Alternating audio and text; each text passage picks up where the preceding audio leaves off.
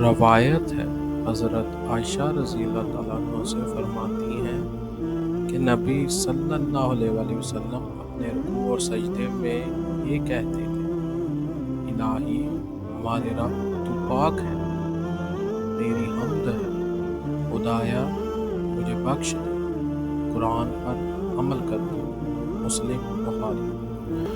حضرت ابو ہریرہ رضی اللہ تعالیٰ عنہ بیان کرتے ہیں، حجۃ الوداع کے موقع پر آپ صلی اللہ علیہ وآلہ وسلم نے فرمایا: میں آپ کے درمیان دو چیزیں چھوڑ رہا ہوں، آپ کبھی سیدھے راستے سے انحراف نہیں کر سکتے، قرآن مجید اور میری سنت۔ یہ دونوں چیزیں الگ نہیں ہوگی۔ اگر ہم قرآن و سنت پر عمل کریں گے تو ہم سیدھے راستے سے ہٹ نہیں سکتے۔ رسول صلی اللہ علیہ وآلہ وسلم نے فرمایا: اللہ تعالیٰ فرماتا ہے، انسان زمانے کو گالی دیتا ہے، حالانکہ میں ہی زمانہ ہوں، میرے ہی ہاتھ میں دن اور رات ہیں۔ نبی اکرم صلی اللہ علیہ وآلہ وسلم نے فرمایا: وہ شخص ہم میں سے نہیں جو ہمارے چھوٹوں پر مہربانی نہ کرے اور ہمارے بڑوں کی عزت نہ کرے۔